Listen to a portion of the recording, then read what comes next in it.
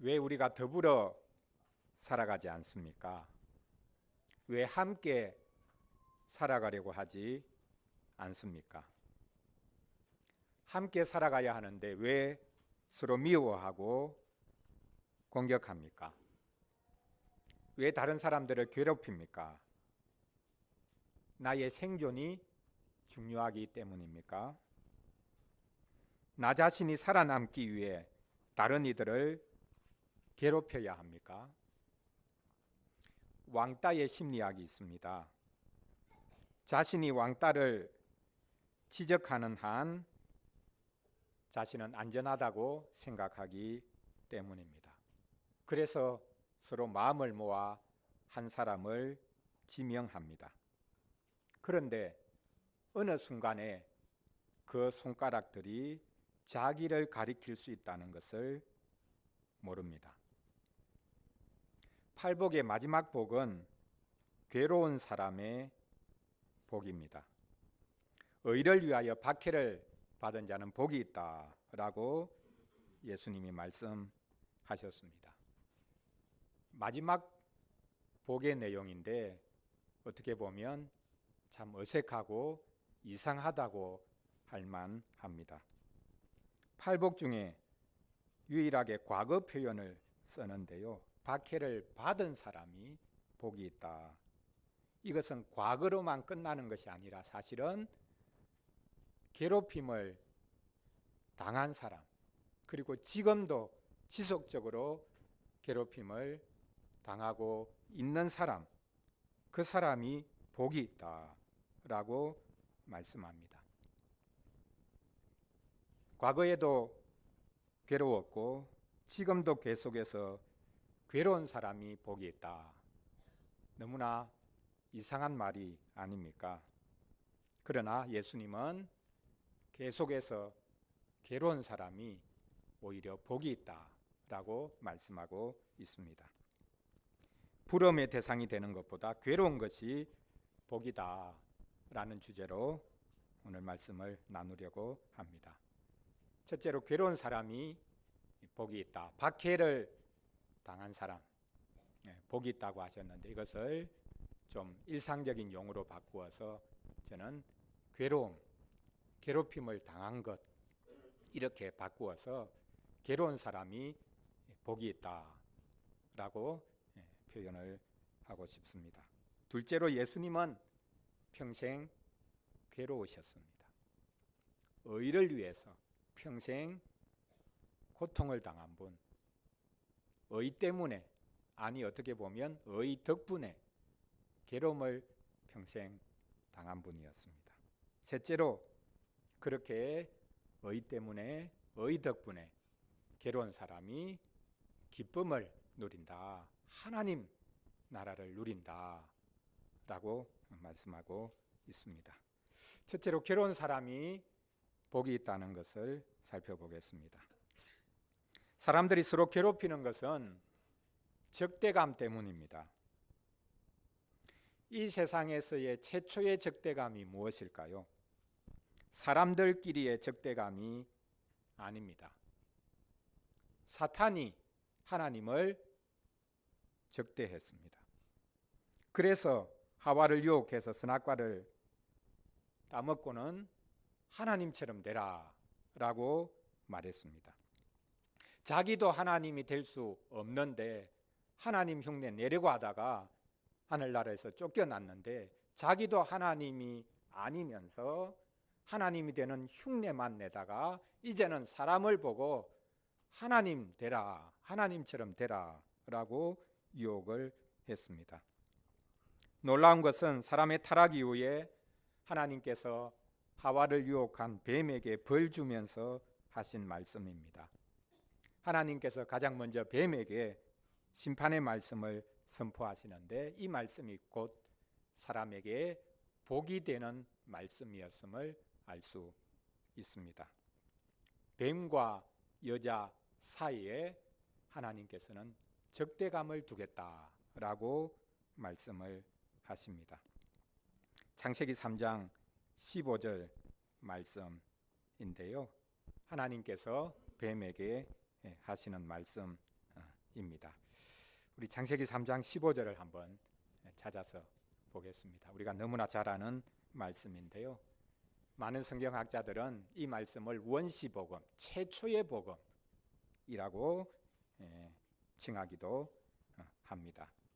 원수가 되게 하겠다라는 것이 복음이라는 것입니다. 적대감을 두겠다라고 하신 것이 복음이다라는 뜻입니다. 창세기 3장 15절 같이 읽어보겠습니다. 내가 너로 여자와 원수가 되게 하고 내 후손도 여자의 후손과 원수가 되게 하리니 여자의 후손은 내 머리를 상하게 할 것이요 너는 그의 발꿈치를 상하게 할 것이니라. 이 세상 역사에 가장 길고 계속되는 원수관계, 적대관계, 그것을 여기서 말씀하고 있습니다. 이 원수관계, 적대관계를 하나님이 말씀하신 이유가 무엇입니까? 하나님께서 마귀의 편이 되어버린 사람에게 마귀를 향한 적대감을 가지도록 해 주셨습니다. 마귀도 이제는 자기 편이 될 수 없는 사람을 향해서 적대감을 가지게 되었습니다. 그렇다면 적대감은 좋은 것입니다. 이것이 복음입니다.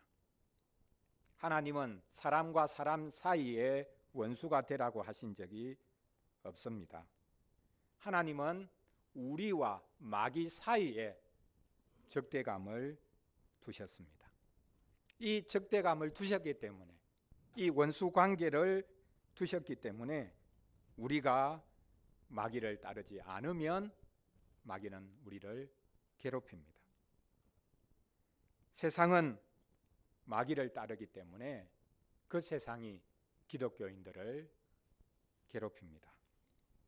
바로 이 적대감이 지금까지도 계속되고 있는 것입니다.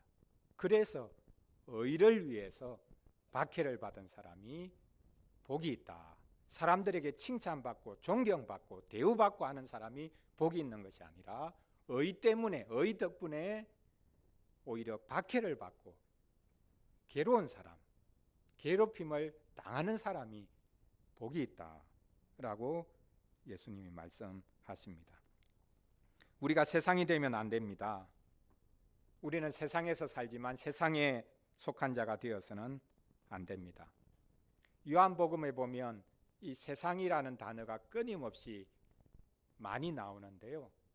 이 세상은 아주 부정적으로 가리키는 표현입니다. 물리적인 지구, 우주를 부정적으로 그것 자체가 죄악된 것이라고 말하는 것이 아닙니다. 사람의 타락 이후 이 세상은 마귀에게 속하게 되었기 때문에 세상을 부정적으로 묘사하고 있습니다. 사람들끼리, 세력끼리, 나라끼리의 다툼은 그리고 대결하는 것은 지극히 작은 것입니다. 이 세상은 마귀에게 속했기 때문에 하나님의 백성을 미워합니다. 요한일서 5장 19절에서 말씀합니다. 또 아는 것은 우리는 하나님께 속하고 온 세상은 악한 자 안에 처한 것이며, 우리는 하나님께 속했지만 온 세상은 악한 자 마귀에게 속했다라고 말씀합니다. 그래서 야고보서 4장 4절에서는 아주 강력하게 말씀합니다. 대립 관계를 말하고 있습니다. 교회와 세상은 대립 관계에 있다. 적대 관계에 있다. 이렇게 말씀하고 있습니다. 그런데 교회가 세상과 같아지려고 할 때가 있었는데 그런 교회를 향해서 가늠하는 여인들아 이렇게 표현하면서 말씀하고 있습니다. 가늠하는 여인들아 세상과 벗된 것이 하나님의 원수됨을 알지 못하느냐. 그런즉 누구든지 세상과 벗이 되고자 하는 자는 스스로 하나님과 원수되는 것이니라. 교회가 세상과 친구가 되려고 하면 그것이 간음하는 것이다 라고 말씀합니다. 하나님의 신부가 세상과 놀아나면 어떻게 되는 것입니까? 세상에서 성공하고 사람들이 부러워하고 존경받는 자리에 가는 것이 우리 목표가 될 수 없습니다. 기독교는 아무리 힘이 세어지고 숫자가 많아져도 세상은 기독교를 핍박합니다. 너만 잘났냐 이렇게 괴롭힙니다. 자기 욕심을 위해서 사는 이들은 의를 위해 사는 기독교인들을 괴롭힙니다. 시편에 바로 이렇게 악인들에게 괴롭힘을 당하는 의인들이 하나님께 부르짖는 시편이 많이 있지 않습니까? 오늘 둘째 본문인 시편 119편 말씀에도 시인이 하나님께 부르짖고 있습니다. 우리가 같이 읽었던 121절, 122절인데요. 나는 정의와 공의를 행하였지만 나를 박해하는 자들이 있습니다. 그들에게 나를 넘기지 마십시오 라고 시인이 외치고 있습니다. 주의 종을 보증하셔서 복을 얻게 하시고 교만한 자들이 나를 괴롭히지 못하도록 해 주십시오 라고 구하고 있습니다. 여기서 말하는 박해하는 이들, 악인들은 세상 사람들만을 가리키는 것이 아닙니다. 교회 안에도 악인들이 있고 교회 안에서도 하나님을 무시하고 자기 욕망을 위해서 살아가는 이들이 의인들을 괴롭힌다 이렇게 말씀하기도 합니다. 그러므로 괴롭히는 사람이 아니라 괴로운 사람이 복이 있습니다. 하나님의 백성이기 때문에 하나님의 의 덕분에 괴로운 사람, 그 사람이 오히려 복이 있는 사람이다 라고 말씀을 하고 있습니다. 둘째로 예수님은 평생 괴로우셨다라는 것을 살펴보겠습니다. 무엇 때문에 괴로우셨습니까? 의 때문에 괴로우셨습니다. 하나님의 의를 이루기 위해서 괴로우셨고 늘 괴롭힘을 당하셨습니다. 예수님은 하나님의 의를 이루기 위해 사셨습니다. 예수님이 요한에게 세례를 받으러 가셨죠. 네, 세례 받으러 왔다 그렇게 말씀하니까 요한이 아닙니다. 어떻게 당신이 저에게 세례 받습니까? 오히려 거꾸로가 돼야 되죠. 그러니까 예수님이 뭐라고 말씀하십니까? 이렇게 해서 우리가 하나님의 의를 이루자 이렇게 말씀을 하십니다. 예수님이 세례를 받으신 것도 겉으로 보면 저 예수도 죄인이구나, 죄를 회개하고 세례 받구나 이렇게 보일 만한데 예수님은 오히려 죄인의 자리에 서셔서 하나님의 의를 이루기를 원하셨다라는 것을 우리가 알 수 있습니다. 그 의 때문에 평생 괴로움을 겪으셨던 분이 예수님입니다. 마귀가 예수님을 너무나 미워하죠. 먼저 이 땅에 예수님이 오지 못하도록 막습니다. 마귀는 여자의 씨가 오는 것을 막으려고 무진 애를 썼습니다. 구약 시대로 거슬러 가보면요, 이스라엘 백성이 애굽에서 종살이를 했는데 이스라엘 백성 숫자가 점점 많아지니까 애굽의 파라오가 무슨 조치를 내립니까? 이스라엘 백성들 가운데 사내 아이가 태어나면 나일강에 던져라 이렇게 명령을 내립니다. 왜 그렇습니까? 여기에 마귀의 사주가 있는 것이죠. 이스라엘 백성 여인들의 태는 그리스도가 오게 하는 태이기 때문에, 여자의 씨를 잉태하는 태이기 때문에 그 태를 막겠다는 것입니다. 사내 아이들이 태어나면 그 아이들을 죽여서 더 이상 여자의 씨가 오지 못하도록 막겠다는 획책입니다. 이스라엘 자손을 타락하도록 부추긴 이유도 바로 예수 그리스도가 오지 못하도록 하기 위함입니다. 그런데 하나님께서는 예수님이 오시도록 일하셨습니다. 구약 시대 때부터 하나님께서는 여자의 씨가 약속하신 대로 여자의 씨가 오도록 일하셨던 것을 볼 수 있습니다. 드디어 예수님이 태어나십니다. 여자의 씨로 다윗의 후손으로 태어나십니다. 예수님이 태어나시자 마귀는 헤롯을 충동질해서 베들레헴 인근의 사내 아이들을 다 죽여버리지 않습니까? 아기 예수는 구사일생으로 살아남았습니다. 이렇게 예수님은 태어날 때부터 죽음의 위기를 계속해서 넘깁니다. 이후로도 예수님은 마귀의 시험을 끊임없이 받으셨습니다. 광야의 시험뿐만 아니라 끊임없이 마귀가 예수님을 없애려고 공격했습니다. 그 마지막이 십자가였습니다. 사실 마귀는 예수님이 십자가를 지지 않았으면 좋겠다, 그렇게 생각했을 수 있습니다. 여러분, 베드로가 예수님께서 십자가 져야 된다라고 말씀하시자 뭐라고 반응을 합니까? 좋습니다, 그렇게 하십시오, 이렇게 말합니까? 아닙니다. 예수님 십자가 지면 안 됩니다. 절대 그런 일 일어나면 안 됩니다. 이때 예수님께서 베드로를 향해서 뭐라고 말씀하셨습니까? 사탄아 물러가라. 십자가를 지지 않고 편한 길을 통해서 메시아가 되고 하나님의 아들이라는 것 증명해보라고 그렇게 처음부터 시험했던 그 마귀가 지금 이 마지막 순간에도 자기를 시험하고 넘어뜨리려고 한다는 것을 예수님이 아시고 인간을 향해서 사탄이라고 이런 말을 할 수가 없거든요. 그런데 예수님이 베드로를 향해서 너는 사탄이다, 그렇게 말씀을 하셨습니다. 무슨 말입니까? 예수님은 평생 마귀로 인해 괴로우셨다는 사실입니다. 예수님은 이 세상에서 행복한 삶이 아니라 괴로운 삶을 선택하셨습니다. 왕따가 되셨습니다. 물론 우리는 예수님이 병자도 고치고 많은 기적을 행하셨으니까 유대 민중들에게 대단한 인기를 얻으셨지 않냐, 무슨 왕따냐, 그렇게 인기 얻은 사람도 드물 텐데 이렇게 생각을 합니다.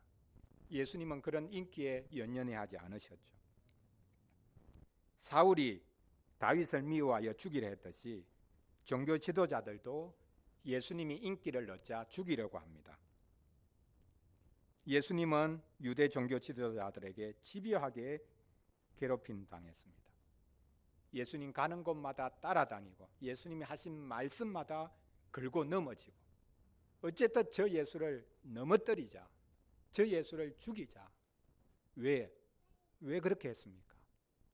예수님이 하나님의 의를 전하고 다니시니, 하나님은 의로 우리를 구원하신다, 그것을 전하고 다니시니 그것이 듣기 싫어서 예수님을 죽이려고 합니다. 하나님을 모독한다고 몰아갑니다. 예수님이 귀신을 내어 쫓으시니까 귀신의 왕 바알세불을 힘입어서 귀신을 쫓아낸다, 이런 어이없는 말까지도 합니다. 그래서 예수님이 아니 상식적으로 생각해봐라, 귀신이 귀신을 치면 그 귀신의 나라가 어떻게 서겠냐, 이렇게 답답해서 예수님이 말씀하기도 하셨습니다. 요한복음 7장 7절에 보면 이렇게 말씀합니다.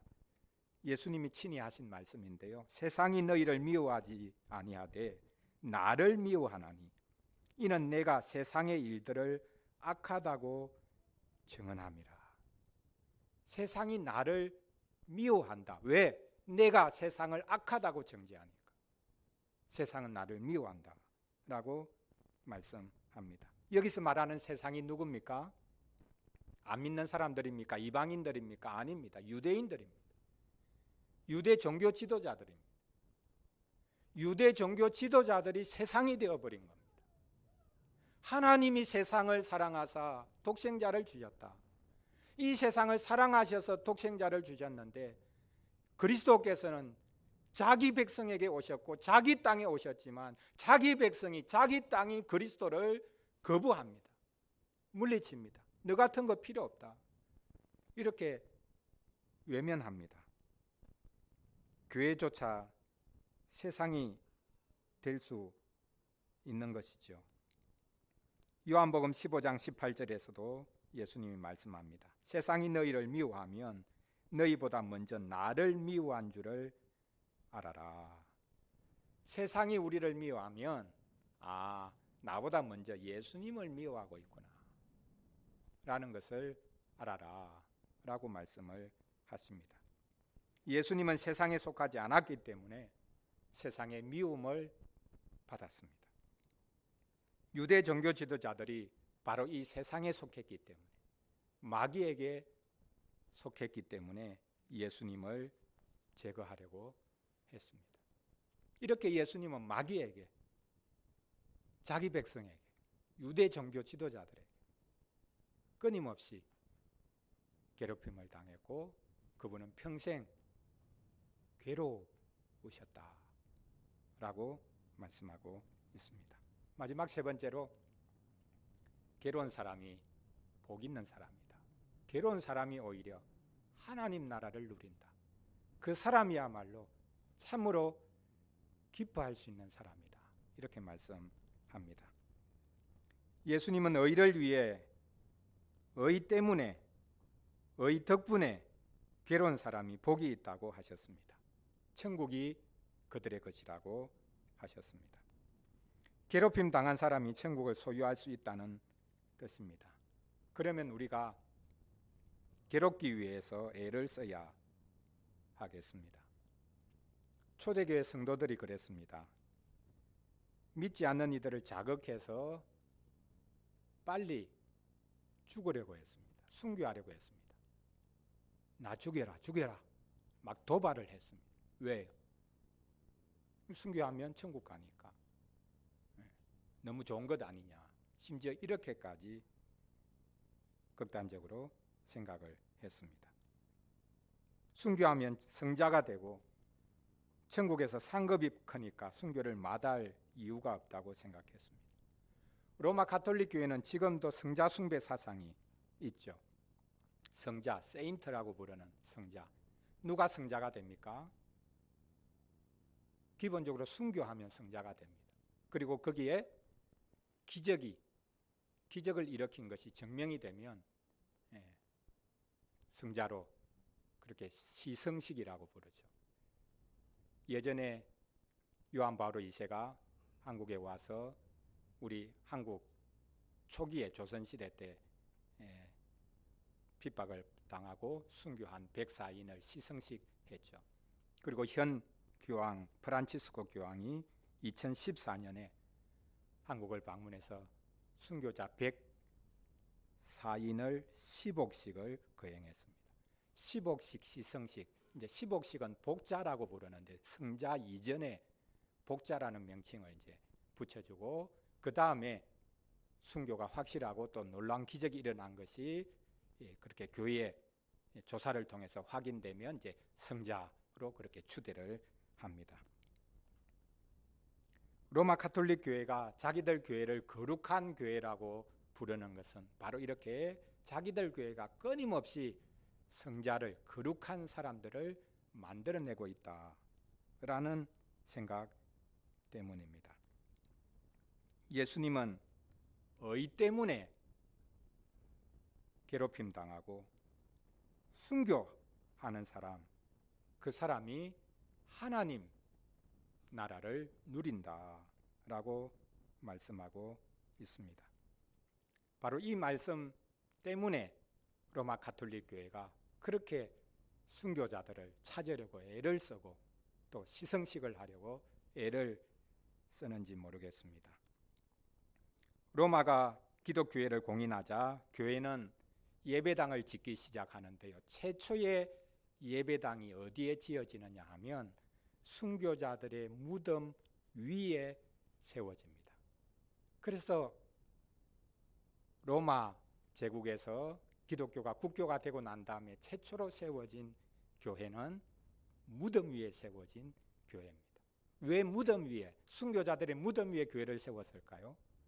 순교자들이 거기에서 죽어서 하늘에 올라갔을 테니까 그곳이 바로 하늘과 연결되는 곳이다. 이 땅에서는 거기서 죽었지만 그곳이 바로 하늘에서 태어나는 장소, 죽음과 부활이 동시에 있는 장소. 성전은 없어졌으니까 이 지상에서 제일 거룩한 장소는 순교자들이 묻힌 곳이다. 이렇게 생각을 해서 교회를 순교자들의 무덤 위에 세웠던 것을 알 수 있습니다. 예수님 때문에 괴롭힘을 지속적으로 당하고 있는 사람에게 복이 있다. 그리고 성경은 기뻐하라 라고까지 말씀하고 있습니다. 어떻게 기뻐할 수 있습니까? 사람들이 기뻐하는 것이 무엇입니까?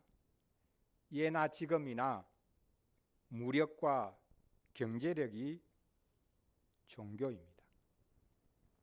힘있고 돈이 많으면 그것만큼 기쁜 것이 없습니다.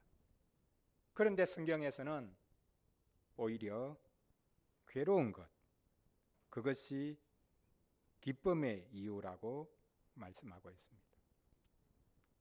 마저 희점도 아니고 무슨 괴로운 것을 기뻐하라고 하냐라고 말할 것입니다. 성경에서는 말씀합니다. 이렇게 괴로움 당하는 사람, 괴로운 사람은 빼앗기는 것보다 얻는 것이 훨씬 더 많기 때문에 기뻐할 수 있다고 말씀하고 있습니다. 그 얻는 것은 온 세상을 주고도 살 수 없는 것이다. 그것이 바로 예수님께서 말씀하신 하나님 나라라고 말씀하고 있습니다. 신약 성경에 히브리서가 있습니다. 이 히브리서는 유대인들 중에서 기독교인이 되었다가 이제 기독교인으로 삽니다. 예배도 합니다. 그런데 핍박이 있으니까 다시 유대교로 돌아가야 되겠다. 이렇게 생각하고 있는 사람들을 향해서 주신 말씀이라고 할 수 있습니다. 히브리서 10장 34절에서 이렇게 말씀하고 있습니다. 우리 이 히브리서 10장 34절만 마지막으로 한번 찾아보겠습니다. 기독교인이 되었다가 핍박 때문에 다시 유대교로 돌아가려고 하는 이들에게 지금 이렇게 편지를 하고 있습니다. 히브리서 10장 34절입니다. 우리 같이 읽겠습니다.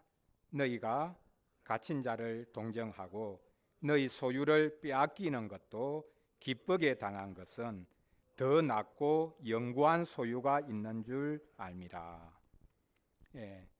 하나님의 백성이 되어서 이들이 누구보다 돌아보는 삶을 살고 있습니다. 그런데 그 선한 삶을 무시하고 핍박을 받습니다. 가진 것 빼앗습니다. 처음에 로마 제국이 그랬고 심지어는 같은 유대인들이 그렇게 했습니다. 그런데 그것을 기쁘게 당했다. 그렇게 당할 수 있는 이유는 더 나은 것, 더 영구한 소유가 너희들에게 있기 때문이 아니었냐. 이렇게 말씀하고 있습니다. 우리도 결국 손익계산서를 따져야 한다는 말입니까? 손해보는 것보다 얻는 이익이 더 크기 때문에 괴로운 것도 참을 수 있다라는 그런 말입니까? 구약성경 욥기를 보면 결코 그런 것이 아니라는 것을 알 수 있습니다. 욥기가 말하는 것이 뭡니까? 마귀가 하나님께 도전한 것이 뭡니까? 사람은 아무 이유 없이 하나님 섬기지 않습니다. 이렇게 도전했죠. 하나님이 아니다. 아무 이유 없어도 하나님 섬길 수 있다. 이 대결입니다. 이유 없어도 하나님 섬길 수 있다. 하나님 섬기는 것은 반드시 이유가 있습니다. 하나님 복 주신 게 있어서 하지 그 복 주신 거 거두어 가면 바로 하나님께 등 돌립니다. 인생이 원래 그렇습니다. 하나님께서 아니다. 그렇지 않다. 이유 없어도 하나님 섬길 수 있다. 그것이 욥기의 이야기입니다. 우리는 주님께서 우리에게 오신 것, 우리를 위해 자기를 온전히 내어주신 것, 그것을 기뻐합니다. 바로 이 기쁨 때문에 우리는 어떤 일을 당해도 괜찮은 사람들이죠. 우리는 하나님을 대적하는 이 세상에서 어떤 괴로움이 있더라도 기뻐하지 않을 수 없습니다.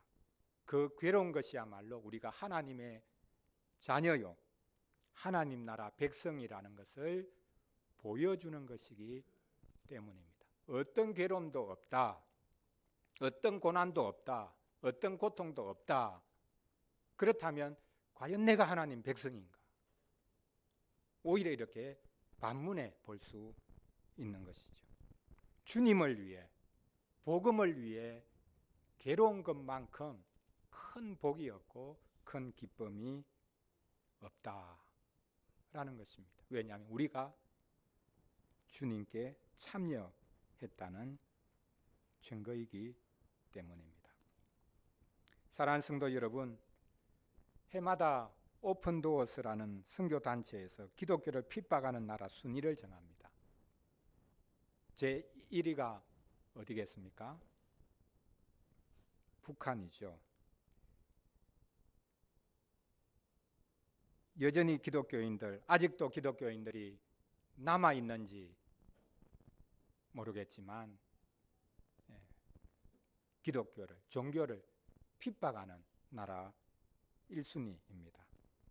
그런데 핍박 이야기를 하면 요즘 그런 핍박 어디 있냐 이렇게 말할 것입니다. 요즘은 핍박의 시기가 아닙니다. 어느 누가 예수님 믿는다 그렇게 하면 너 죽인다 이렇게 말하는 사람이 있습니까? 이슬람권이 혹 그럴 수는 있을 것입니다. 예수님 믿는다고 손해보는 것도 없습니다. 예수님 믿는데 조금이라도 손해보는 것이 없고 괴로운 것이 없다면 뭔가 문제가 있는 것이 아닐까요? 세상은 반드시 기독교인을 괴롭힙니다. 그 세상 사람들이 괴롭힌다 그렇게 피해의식에 젖어 있으면 안 됩니다. 기독교인이 아닌 사람은 기독교인을 늘 핍박하고 없애려고 한다 그렇게 생각하면 안 되겠죠. 요즘은 신천지가 그렇게 우리가 핍박당한다 이렇게 생각하고 있는지 모르겠습니다. 요즘에 신천지 사람들이 공공연하게 공개적으로 와서 만나자 이렇게 이야기를 하거든요. 목사님 좀 만나고 싶습니다. 이야기하고 싶습니다. 그럼 제가 호통을 칩니다. 예수님 제대로 믿으라고. 이만희 따르지 말고 예수님을 제대로 믿으라고 쫓아보냅니다. 아마 돌아가면서 그분들이 생각할 겁니다. 아, 우리가 예수님 때문에 핍박당하고 있구나. 기독교가 우리를 핍박한다. 심지어 이렇게 생각할지 모르겠습니다. 그런데 예수님은 말씀하십니다. 모든 사람이 너희를 칭찬하면 화가 있다라고 말씀하셨습니다. 예수님은 다른 것이 아닌 의 때문에, 하나님의 그 의 때문에 괴로운 사람이 복이 있고 그들이 하나님 나라를 누린다라고 말씀하고 있습니다. 내가 잘못하는 것 때문에 공격을 받고 사람들이 괴롭히는 그것이 아니라 하나님의 의 때문에 괴로운 것, 그것이 바로 기독교인이라고 말씀하고 있습니다. 세상이 우리를 괴롭히지 않는다면 우리가 스스로 자신을 괴롭혀야 할 것입니다. 자기를 학대하라는 말이 아닙니다. 하나님이 우리를 독생자까지 보내셔서 사랑하시는데 왜 우리는 자신을 사랑하지 않습니까? 어떻게 보면 우리가 우리 자신에게 조금 더 관대해져야 할 필요가 있습니다. 자신을 여유롭게 받아들일 수 있는 그 마음을 가져야 됩니다. 그러나 기독교인은 자기 사랑을 미워해야 합니다. 우리는 우리의 옛 사람을 미워해야 합니다. 이런 괴로움, 이런 고통이 전혀 없다면 우리는 기독교인이 아닐지도 모릅니다. 기독교인은 깔끔 뜨는 사람이 아니라 괴로우면서도 기쁜 사람, 괴로우면서도 기뻐할 수 있는 사람, 그 사람이 바로 기독교인입니다. 기도하겠습니다.